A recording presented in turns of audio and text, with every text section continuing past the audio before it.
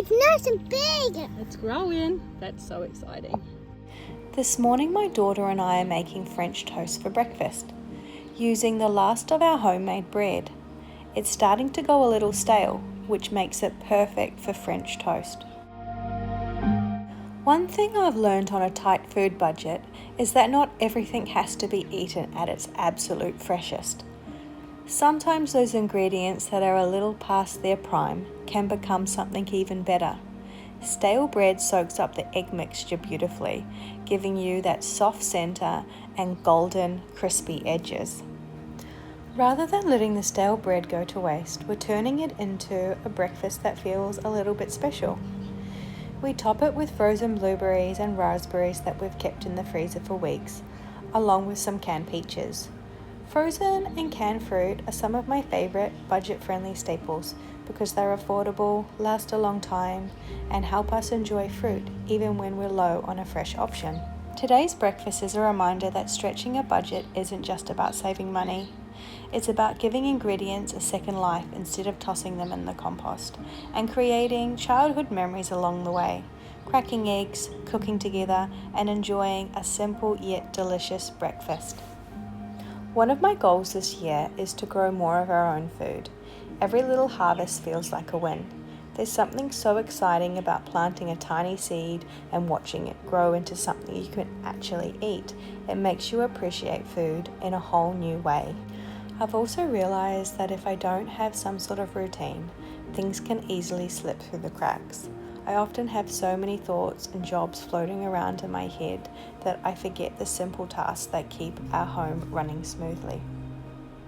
So I've started assigning certain jobs to certain days. Today is Wednesday, which means it's watering day for all my potted plants.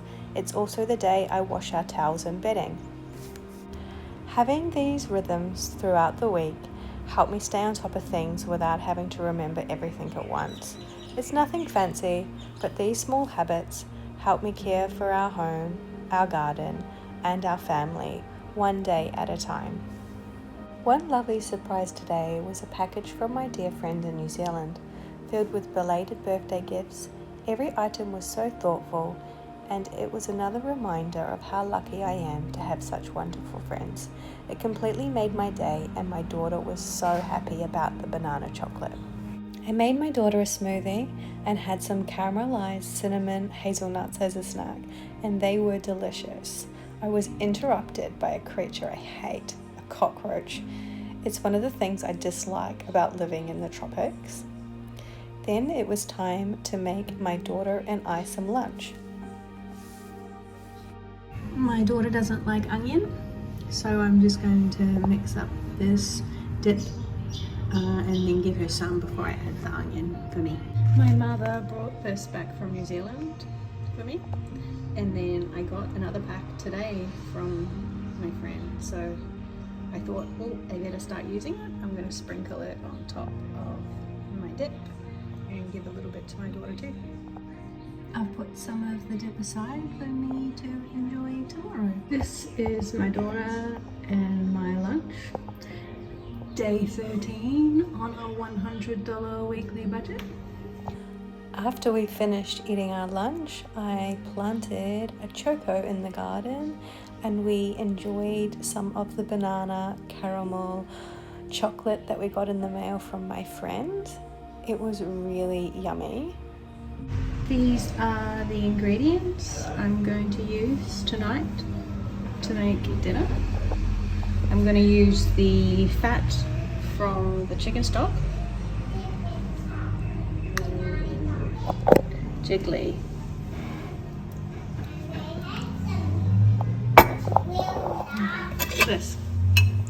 this is how I like my stock to be, nice and gelatinous.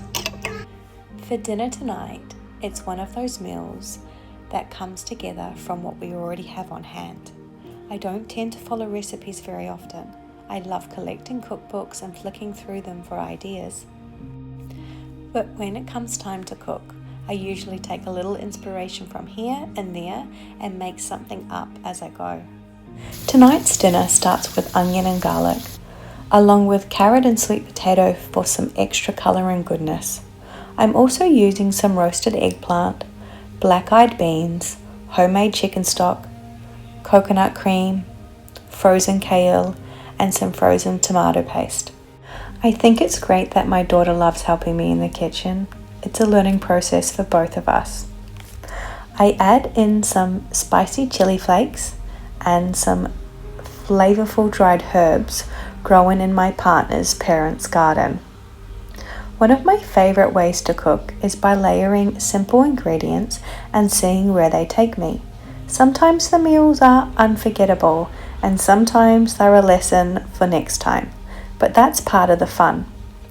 While everything simmers away together, creating a rich and hearty sauce that's packed with vegetables and stretches the sausages further, I cook some pasta to serve it over. This meal wasn't planned days in advance or something I had made before. It was simply made from what was in the fridge, freezer and pantry. And honestly, those are often the meals we enjoy the most. Tonight's dinner was warm, comforting, full of flavour, and a reminder that good food doesn't have to come from a recipe. Sometimes all you need is a few ingredients, a little creativity, and the confidence to trust your instincts in the kitchen. Thankfully, that's something I've become more comfortable with over the years. The more I cook, the more I trust myself to know what flavors work well together and what ingredients need using up. It takes some practice, but it's a skill that's helped me save money, reduce food waste, and create meals from whatever happens to be available. This is dinner. Day 13 on a $100 weekly food budget. I wish it was possible to have made a bigger batch. It was so delicious we all could have happily gone back for seconds. Maybe that's a sign of a successful meal, an empty pot, and a family wishing there was just a little bit more left. Good night. Thanks for watching.